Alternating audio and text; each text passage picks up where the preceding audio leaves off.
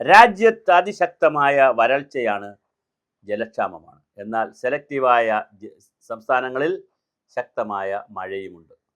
ഇങ്ങനെ കാലാവസ്ഥയുടെ വല്ലാത്ത ഒരു പ്രഹേളികയിൽ രാജ്യം പോകുമ്പോഴും ഡൽഹിയിലെ ചൂട് വളരെ കൂടുതലാണ്. 100 ഡിഗ്രിയിലേക്ക് പോയിരിക്കുകയാണ് ഡൽഹിയിലെ ചൂട്. 100 ഡിഗ്രി എന്ന് പറഞ്ഞാൽ അന്തരീക്ഷത്തിൻ്റെ ചൂടല്ല, ആളുകളുടെ ചൂട് 100 ഡിഗ്രിയിലേക്ക് ടേൺ ചെയ്തിരിക്കുകയാണ്.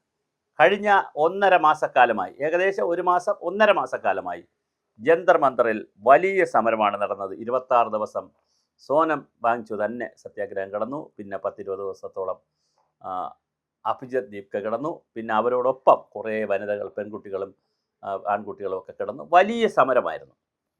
സമരത്തിന് സമരമുണ്ടായതിന് കാരണമുണ്ട്, വെറുതെ ശമനമുണ്ടായതല്ല. RSS ശക്തമായി ഇടപെട്ടു. അതുപോലെ തന്നെ നമ്മുടെ ആന്ധ്രാപ്രദേശിലെ ചന്ദ്രബാബു നായിഡു ശക്തമായി കുട്ടികളുടെ കൂടെ നിന്നു.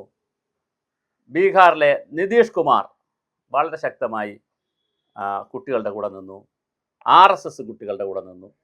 ഇതെല്ലാം വന്നപ്പോഴാണ് വളരെ പ്രധാനപ്പെട്ട BJPയുടെയും സംഘപരിവാറിൻ്റെയും ഏറ്റവും വലിയ ഉറ്റതോഴനായിരുന്ന, ഏറ്റവും വലിയ ആളായിരുന്ന ധർമ്മേന്ദ്ര പ്രധാനെ, ഒഡീഷയിൽ നിന്നുള്ള ധർമ്മേന്ദ്ര പ്രധാനെ രാജിവെപ്പിക്കേണ്ടി വന്നത്. എന്നാൽ ഇതിനകത്ത് മറ്റു ചില കാര്യങ്ങളൂടെ ഡൽഹി രാഷ്ട്രീയത്തിൽ സംഭവിക്കുന്നു. ഗുജറാത്തിൽ അടുത്ത വർഷം ഡിസംബറിൽ തെരഞ്ഞെടുപ്പ്, 2027. മണിപ്പൂരിൽ തെരഞ്ഞെടുപ്പ്, ഹിമാചൽ പ്രദേശിൽ തെരഞ്ഞെടുപ്പ്, പഞ്ചാബിൽ തെരഞ്ഞെടുപ്പ്, ഉത്തരാഖണ്ഡിൽ തെരഞ്ഞെടുപ്പ്, ഉത്തർപ്രദേശിൽ തെരഞ്ഞെടുപ്പ്, അങ്ങനെ 7ഓളം സ്ഥലം, ഗോവയിൽ തെരഞ്ഞെടുപ്പ്.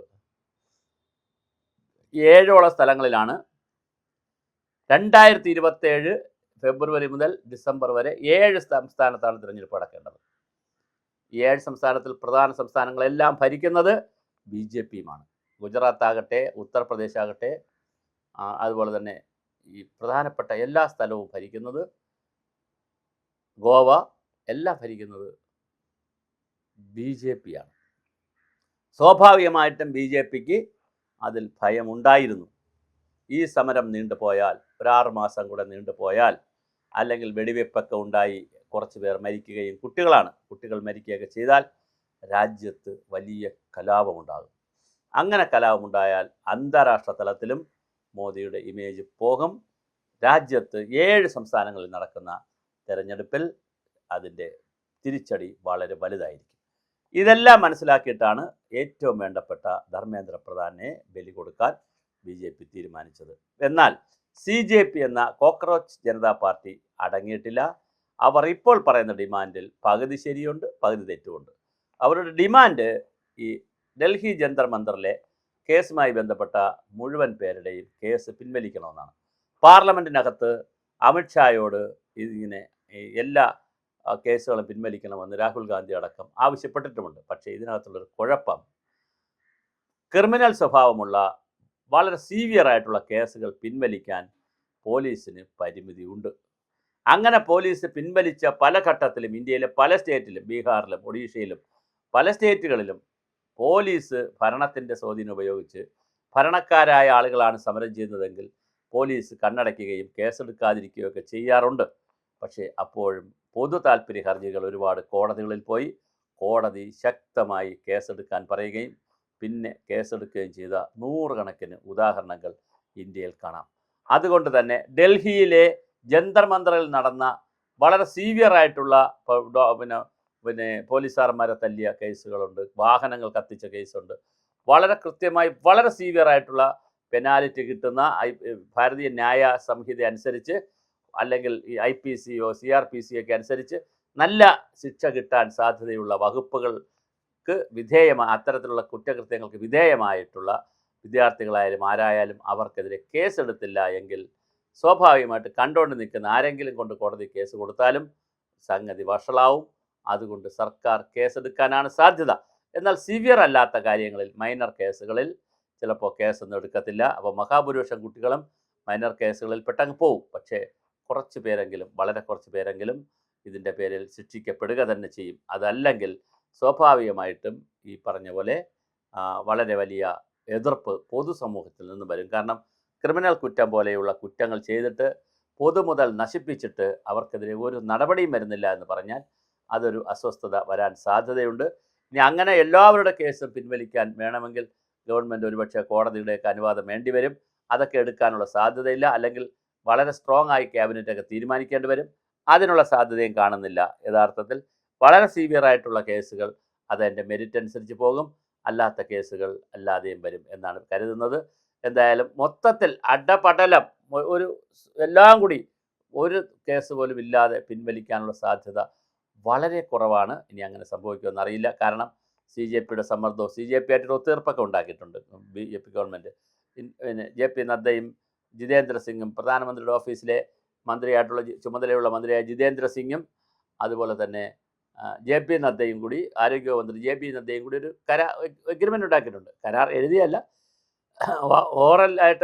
വോക്കലായിട്ടൊരു എഗ്രിമെൻ്റ് ഉണ്ട്. ആ എഗ്രിമെൻറ്റിൽ ഈ കേസ് എല്ലാം പിൻവലിച്ചോളാം എന്നാണ് പറയുന്നതെങ്കിൽ ചിലപ്പോൾ പിൻവലിച്ചു കൊടുക്കുമായിരിക്കും. പക്ഷെ അങ്ങനെ പിൻവലിച്ചാലും ബി ജെ പിക്കും രക്ഷപ്പെടാനാകില്ല. രാജ്യത്ത് പല സിറ്റിസണും പൗരന്മാരും അത് ചോദ്യം ചെയ്യും. അങ്ങനെ ചോദ്യം ചെയ്താൽ കോടതിക്ക് കേസ് എടുക്കരുതെന്ന് പറയാൻ കഴിയില്ല. കാര്യം പൊതുമുതൽ നശിപ്പിച്ചവരെയും പോലീസിൻ്റെ ലാ ആൻഡ് ഓർഡർ കയ്യിലെടുത്തവരെയും ഉപദ്രവിക്കരുതെന്ന്, അല്ലെങ്കിൽ അവർക്കെതിരെ കേസെടുക്കരുതെന്ന് ഒരു കോടതിക്കും പറയാൻ കഴിയില്ല, ഒരു ഭരണകൂടത്തിനും പറയാൻ കഴിയില്ല, ഒരു രാഷ്ട്രീയ പാർട്ടിക്കും പറയാൻ കഴിയില്ല. അതാണ് നിലവിലെ നിയമസംഹിത നമുക്ക്. അപ്പോൾ എന്തായാലും വളരെ വലിയ സമരമാണ് നടന്നത്. ആ സമരത്തിൽ ബി ജെ പി തൽക്കാലം തളർന്നിരിക്കുകയാണ്. ബി ജെ പിയുടെ ധർമ്മേന്ദ്ര പ്രധാൻ രാജിവെച്ചിരിക്കുന്നു. അതോടുകൂടിയാണ് ഇന്നലെ ആ സമരം തീർന്നത്. അല്ലെങ്കിൽ ഇന്നുമൊക്കെ വളരെ ഹൈപ്പിൽ സമരം നിൽക്കുമായിരുന്നു. 500ഓളം ഡിവൈഎഫ്ഐക്കാരാണ് കേരളത്തിൽ നിന്ന് അങ്ങോട്ട് പോയത്. ഇനിയിപ്പോൾ അവർ നാളെ മറ്റും അവിടെ എത്തും. അവർ സുർജിത് ഭവൻ്റെ മുന്നിൽ ആഹ്ലാദ പ്രകടനം നടത്തി പായസവും വെച്ച് കഞ്ഞിയെ കുടിച്ച് പിരിയുമെന്നാണ് അവരുടെ വലിയ നേതാക്കൾ പറഞ്ഞിരിക്കുന്നത്. അല്ലാതെ അവർക്കിപ്പോൾ സമരം ചെയ്യാനില്ല. ചിലപ്പോൾ അവർ ജന്തർ മന്ദിറിലൊക്കെ ഒന്ന് പോകുമായിരിക്കും കാണാനായിട്ട്, ബാക്കി ഡൽഹിയൊക്കെ കാണാം. ഇപ്പോൾ സമരമില്ലാത്ത സ്ഥിതിക്ക് ഡൽഹിയൊക്കെ ഒന്ന് കണ്ട് അത് കൂട്ടത്തിൽ സുർജിത് ഭവൻ്റെ ഫ്രണ്ടിൽ പോയി ഒരു സത്യാഗ്രഹമല്ല, കുറച്ച് മുദ്രാവാക്യമൊക്കെ വിളിച്ച് MA ബേബിയെയും ബന്ധപ്പെട്ട A റഹീമിനെയും ജോൺ ബ്രിട്ടാസിനെയും എല്ലാം കണ്ട് വേണമെങ്കിൽ പാർലമെൻറ്റ് ഹൗസും ബിർള ഹൗസും അവിടെയുള്ള എല്ലാ സ്ഥലങ്ങളും ഒക്കെ ഒന്ന് പോയി വിസിറ്റ് ചെയ്ത് അടിപൊളിയായിട്ട് വരാം. 500 പേര് കേരളത്തിൽ നിന്ന് പോയിട്ടുണ്ട്. പിന്നെ CPIക്കാരും ഒത്തിരി പേര് AYFകാരും പോയിട്ടുണ്ട്. അപ്പോൾ അവർക്കെല്ലാം ഇത് കഴിഞ്ഞ് ട്രെയിനിൽ കയറി വരാം. എന്തായാലും വളരെ വലിയ സമരമാണ് നടന്നത്. ആ സമരത്തിൽ ഞാൻ ഈ പറഞ്ഞ പോലെ കേസ് എല്ലാം പിൻവലിക്കുക പ്രായോഗികമായിരിക്കില്ല. ഇനി എല്ലാം പിൻവലിക്കുമെന്നറിയില്ല. അങ്ങനെ എല്ലാം പിൻവലിച്ചാൽ മറ്റ് പൊതു താല്പര്യ ഹർജി വരാനുള്ള സാധ്യതയും വലുതാണ്, ചെറുതല്ല. കാരണം പോലീസുകാർക്ക് തല്ല് കിട്ടിയിട്ടുണ്ട്. അവരുടെ ബന്ധുക്കളും സുഹൃത്തുക്കളും വെറുതെ ഇരിക്കില്ല. അങ്ങനെ പല ആളുകളും ഇതിനകത്ത് ബന്ധപ്പെട്ട ഒരുപാട് ആളുകൾ, പിന്നെ അല്ലാതെ തന്നെ കണ്ടുകൊണ്ടിരിക്കുന്നവർക്ക് പൊതു താല്പര്യമൊക്കെ വന്നാൽ തീർച്ചയായിട്ടും കേസിൻ്റെ വഴിക്ക് പോകും. കുറച്ച് പേരെങ്കിലും ശിക്ഷിക്കപ്പെടാം. എന്നാൽ ഭൂരിപക്ഷം പേരും കേസെടുക്കുന്നില്ല എന്ന് സർക്കാർ തീരുമാനിച്ചാൽ ഭൂരിപക്ഷം പേരും രക്ഷപ്പെട്ടേക്കാം. ഇതെല്ലാം സർക്കാരിൻ്റെ നയങ്ങളുമായി ബന്ധപ്പെട്ടിരിക്കുന്ന കാര്യമാണ്. എന്തായാലും ഡൽഹി രാഷ്ട്രീയം കലങ്ങി മറിയുകയാണ്. അതിൽ ഇനി ധർമ്മേന്ദ്ര പ്രധാന് ഒഡീഷയുടെ മുഖ്യമന്ത്രിയാക്കും എന്നാണ് കേൾക്കുന്നത്. അതോ ഇനി കുറച്ച് ദിവസം കഴിഞ്ഞ് കേന്ദ്രത്തിന് തന്നെ മറ്റൊരു വകുപ്പിൽ മന്ത്രിയാക്കുമോ എന്നുള്ളതും നമുക്ക് കാത്തിരുന്ന് കാണേണ്ടതാണ്. എന്തായാലും ബി ജെ പിയുടെ വസന്തകാലം കഴിഞ്ഞോ എന്നൊരു ചോദ്യവും കൂടി ഇത് തരുന്നുണ്ട്. എല്ലാ രാഷ്ട്രീയ പാർട്ടികളിലെയും, അത് ബി ജെ പി അല്ല, കോൺഗ്രസിൻ്റെയും കമ്മ്യൂണിസ്റ്റ് എല്ലാ രാഷ്ട്രീയ പാർട്ടികളെയും നിഷ്പ്രഭമാക്കിക്കൊണ്ടാണ് വളരെ ചെറിയൊരു സോഷ്യൽ പ്ലാറ്റ്ഫോമിലെ ചെറിയൊരു പ്ലാറ്റ്ഫോമിലെ ടീം ഇന്ത്യ മഹാരാജ്യത്ത് വലിയ വിപ്ലവവും മാറ്റവും സൃഷ്ടിച്ചിരിക്കുന്നത്.